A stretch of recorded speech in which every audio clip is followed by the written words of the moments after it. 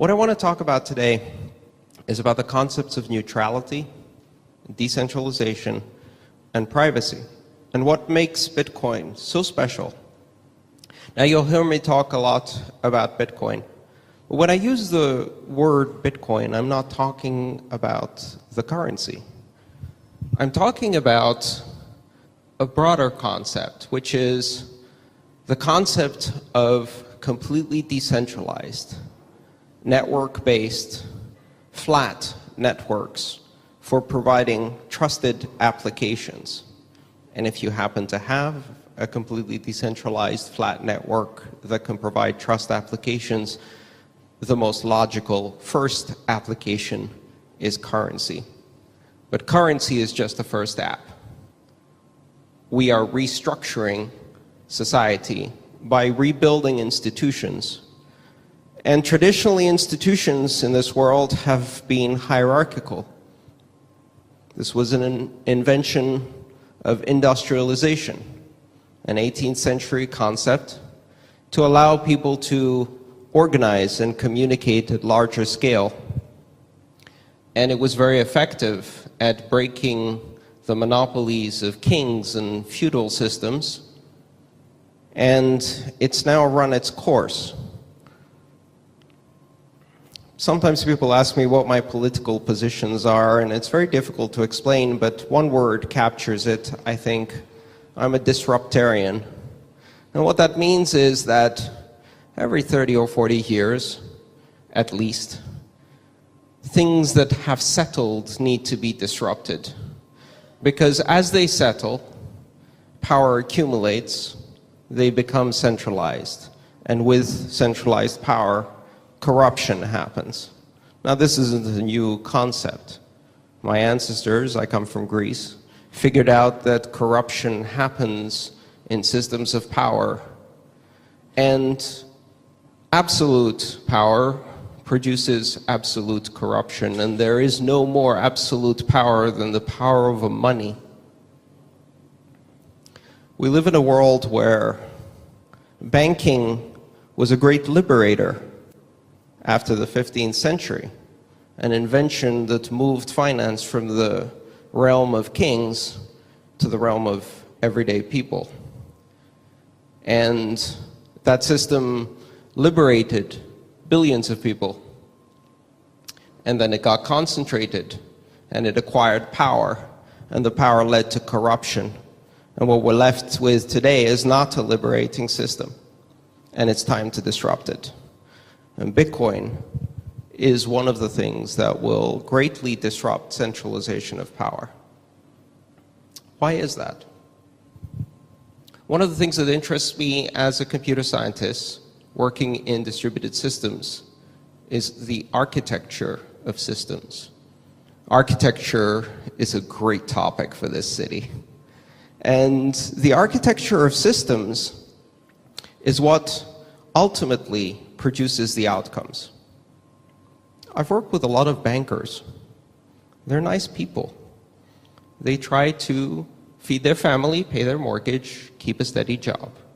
Among them, there are a few sociopaths who inevitably rise to the highest positions of power because sociopathy is an advantage in hierarchical systems. But most of the problems with traditional concentration of power and money has nothing to do with the people being evil. It has to do with the fact that these institutions, through their shape, through their architecture, produce outcomes that are not good. They produce outcomes that are not egalitarian. They produce outcomes that are restrictive. They start to express nativism, nationalism, tribalism, class structure. And all of these things make the world a smaller place. In fact, over the last 15 years, we've seen the internet become an enormous power for the decentralization of communications, and it has been a very liberating force. But if you look at economic inclusion and how banking works, we haven't expanded opportunity, we haven't expanded access. In fact, we're now regressing. Economic inclusion is reducing. And the reason it's reducing is because these isolated structures of finance, their very architecture raises walls. National borders, class structures, and differences in how your money and your commerce is treated. We live in a world that is increasingly global and interconnected. There's even an emergent global culture through the internet, and yet our financial systems are parochial, insular, and they're separated. If you look at it from a network perspective, there are systems of money for transmitting small amounts, and systems of money for transmitting large amounts. Systems of money for consumer payments, systems of money for business-to-business payments, and all of these are separated geographically based on borders, legal jurisdictions, nation states. And so what this structure produces is separation.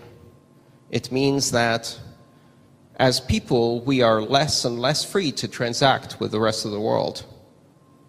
Geopolitics is affecting finance in a great way because the combination of state and money produces toxic results. And we're about to disrupt all that. What Bitcoin's architecture gives us is a new way of organizing the world.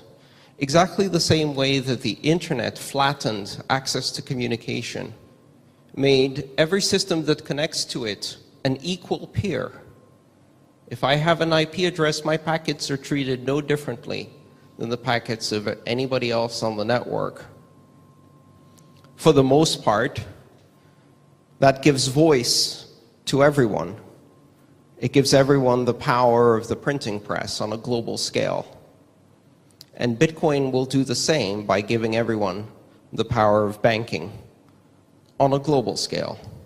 Think of it like desktop banking, the way desktop printing, desktop publishing, and websites changed communications, desktop banking, individually controlled banking, with all of the power of the largest bank in the world. That's what creates disruption.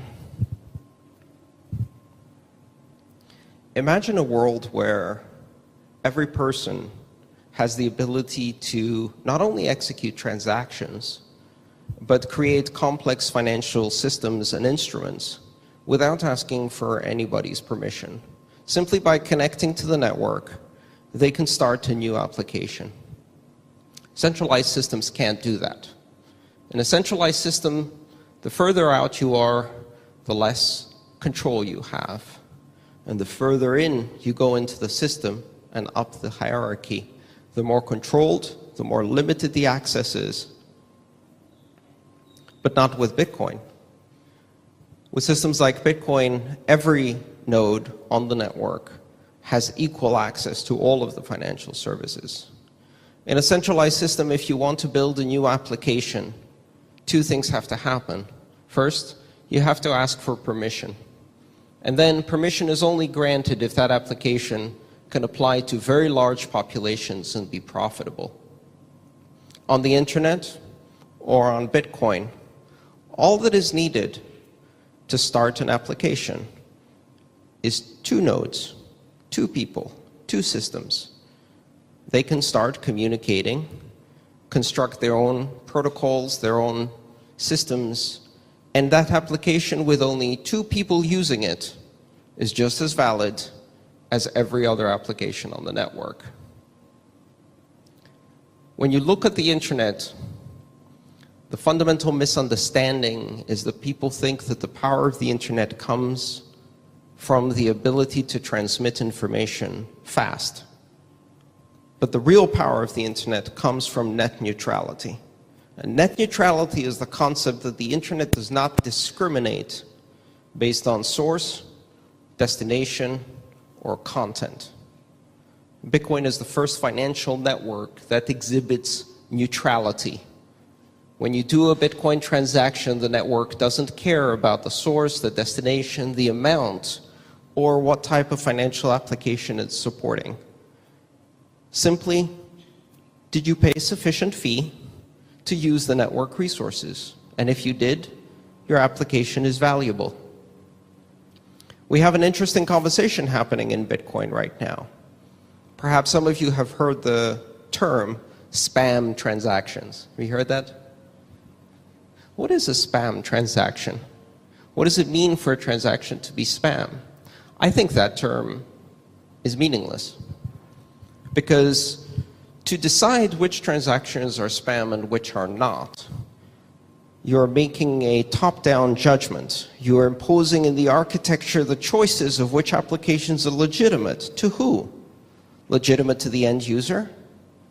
There's no such thing as a spam transaction, simply because if a transaction carries enough fee, that means that the sender of that transaction felt it was valuable enough to transmit, and therefore it is a legitimate transaction.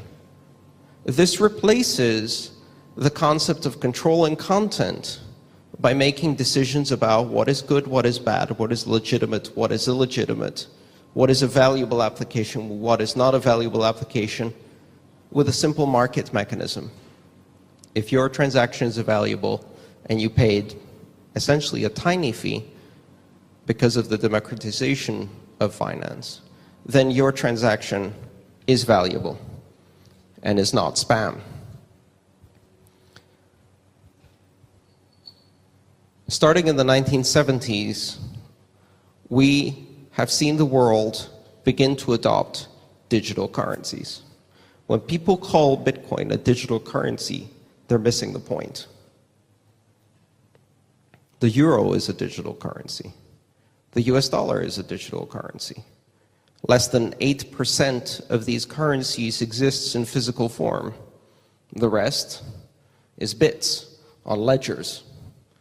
But the fundamental difference is that these ledgers are controlled by centralized organizations, whereas in Bitcoin, they're not. You have a decentralized network, an open network. So Bitcoin isn't a digital currency. It's a cryptocurrency. It's a network-centric money.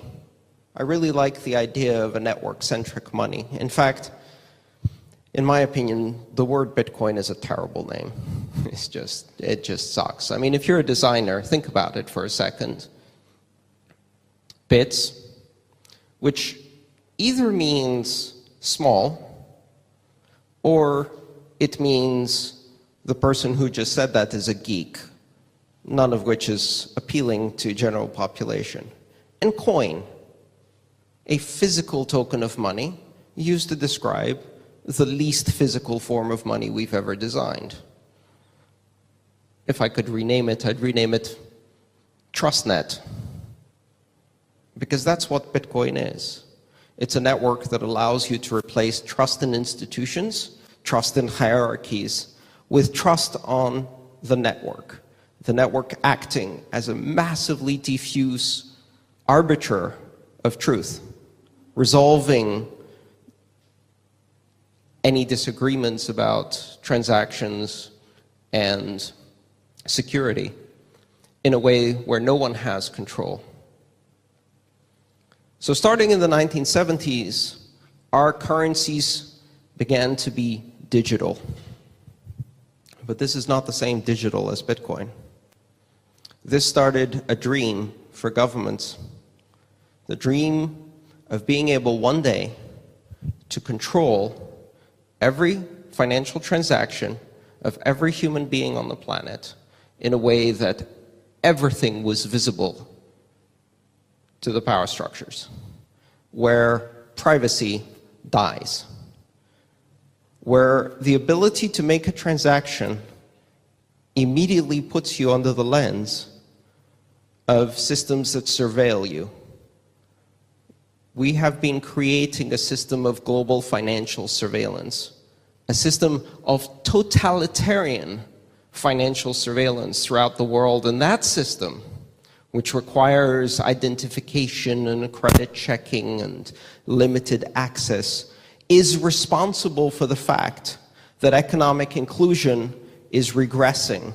It is responsible for the fact that 2.5 billion people have absolutely no access to banking. And that's just the heads of household, not counting their families.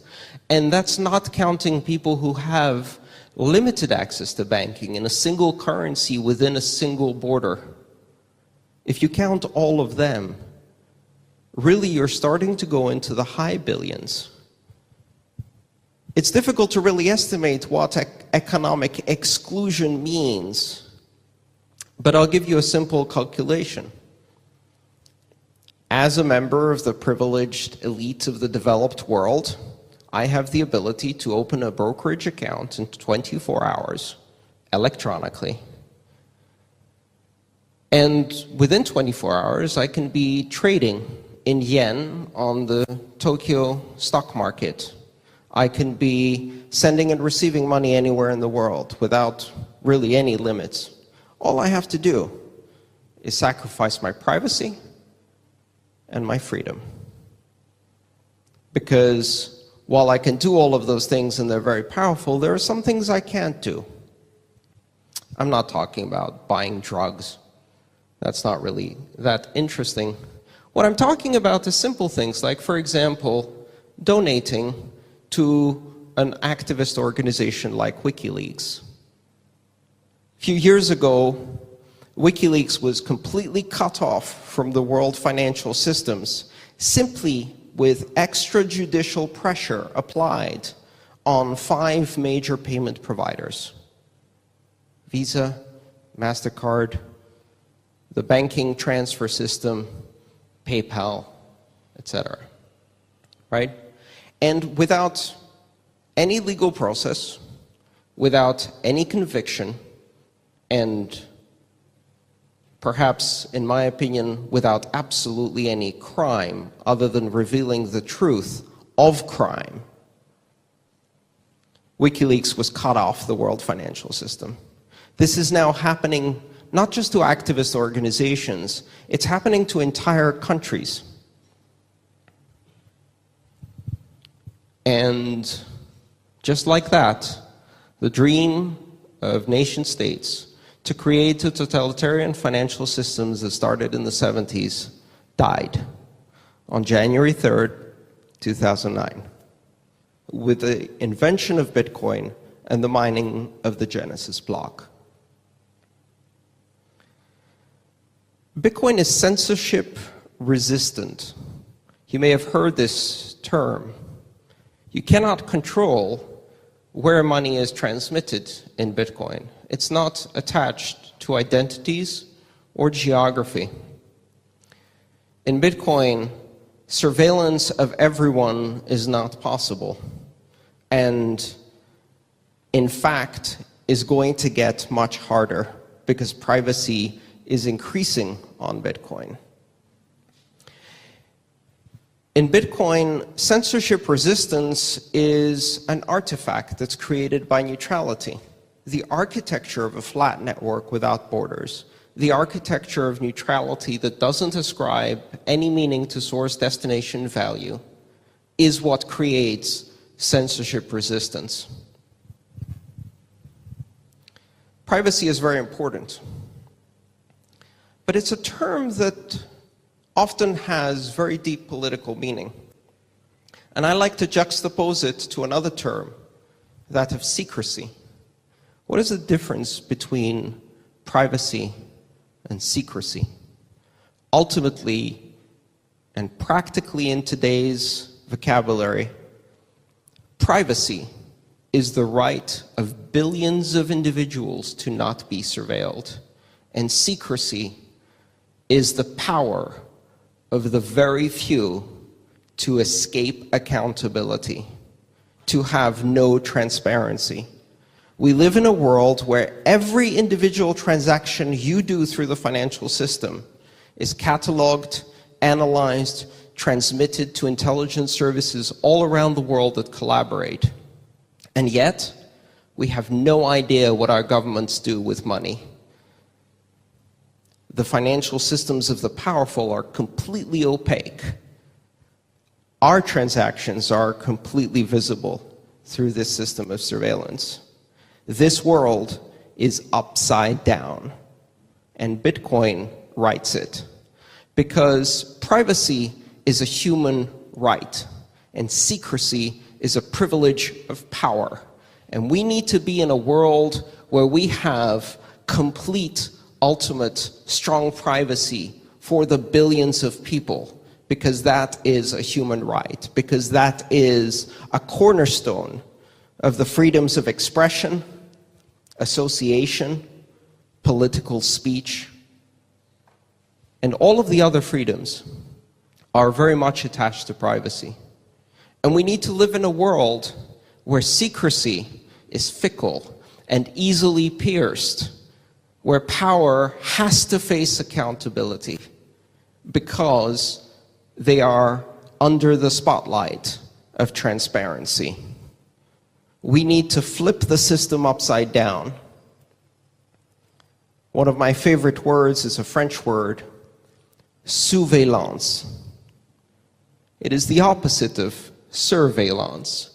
Surveillance means to look from above. Surveillance means to look from below. And in their dream of nation states of controlling all of our financial futures, they made one major miscalculation. It's a hell of a lot harder for a few 100,000 people to watch 7.5 billion. But what do you think happens when 7.5 billion of us stare back?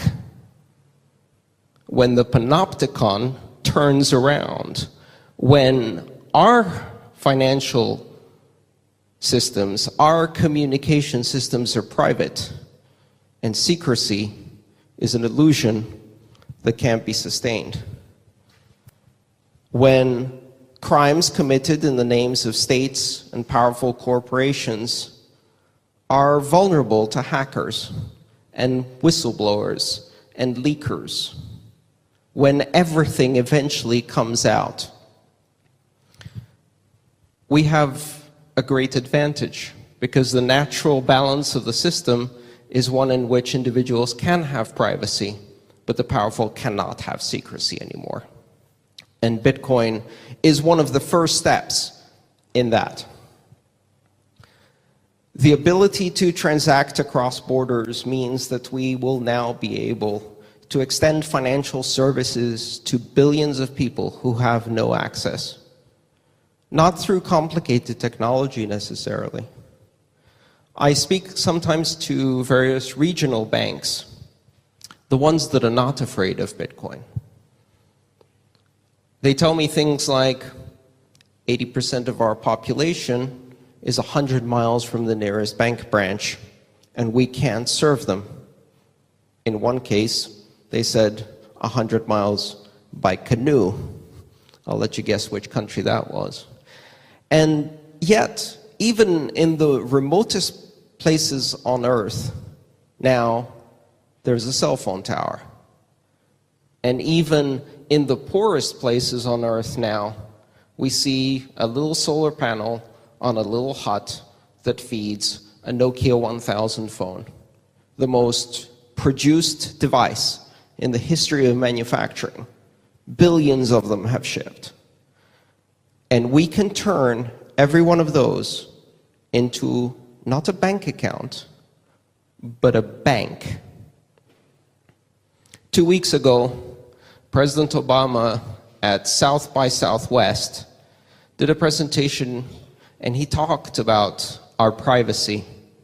And he said, if we can't unlock the phones, that means that everyone has a Swiss bank account in their pocket. That's not entirely accurate. I don't have a Swiss bank account in my pocket. I have a Swiss bank with the ability to generate 2 billion addresses off a single seed and use a different address for every transaction. And that bank is completely encrypted, so even if you do unlock the phone, I still have access to my bank. That represents the cognitive dissonance between the powers of centralized secrecy and the power of privacy as a human right that we now have within our grasp. And if you think this is going to be easy, or that it's going to be without struggle, you're very mistaken. If you read anything about Bitcoin, you will see the very same things that they said about the internet in the early 90s. It is a haven of pedophiles, terrorists, drug dealers, and criminals. How many of you in this room have Bitcoin? How many of you in this room are terrorists, pedophiles, drug dealers, or criminals? You see, the thing about Bitcoin is while they push this story, every now and then, someone who's never heard of Bitcoin notices two important things. One, it's still not dead. Which is always surprising because every 2 or 3 months there's an article that says it's dead. And that's great marketing, right? Because every time someone hears it's dead and 3 months later they hear it's still not dead, they think, this thing really tends to survive. I call Bitcoin the internet of money, but perhaps we should call it the zombie of currencies. It is the currency that is the undead. And so the issue here is that we're now creating a system that is threatening the largest industry in the world, and that is finance.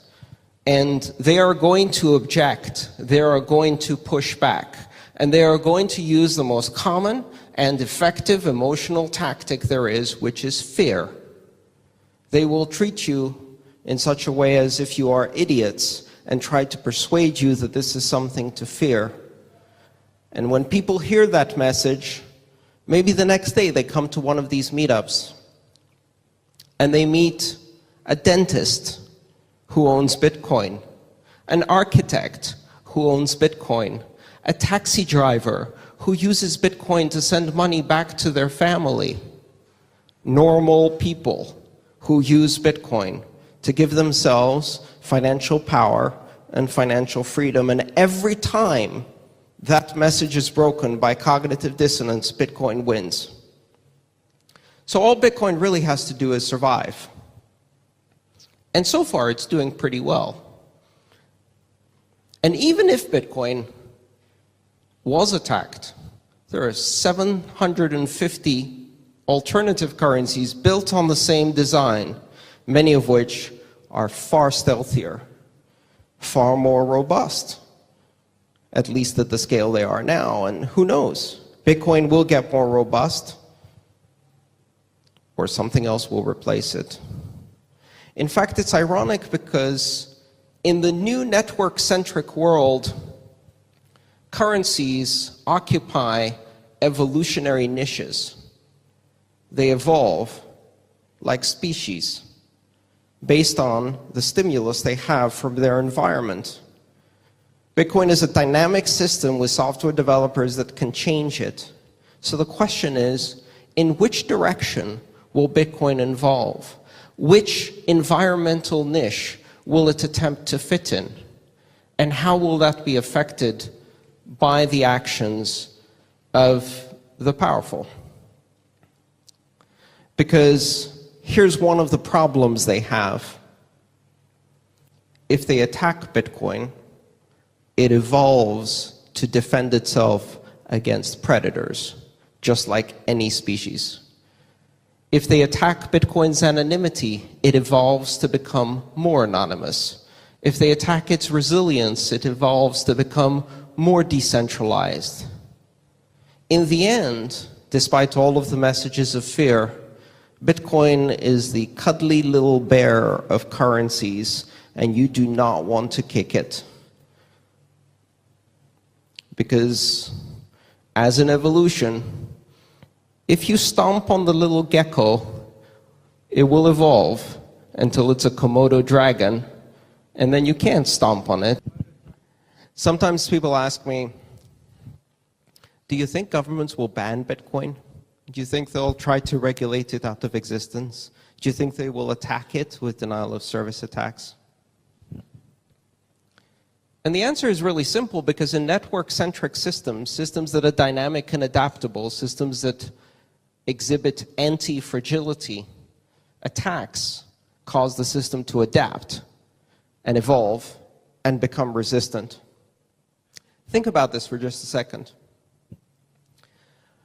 I've been involved in the internet since 1989, and I remember very clearly in the early days when lots of articles were written about how the internet was not resilient, could not scale to do voice, was not secure.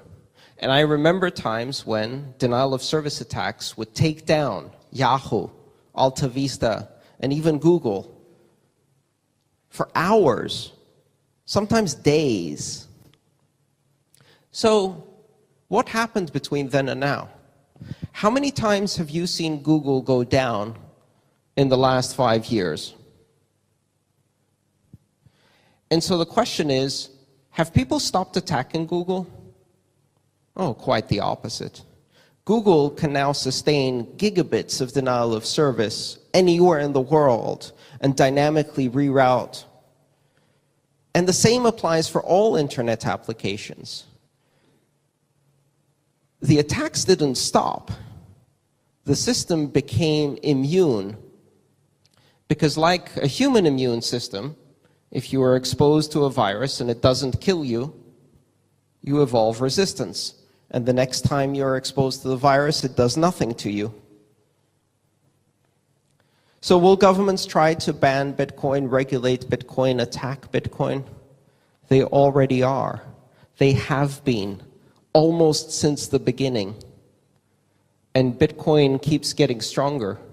It's a system that is under constant denial of service attack, that is on the internet being attacked by hackers, by agents, by other systems, 24 hours a day. In security, we have a really funny term, which is a honeypot, right? A honeypot is a system that is designed to attract hackers.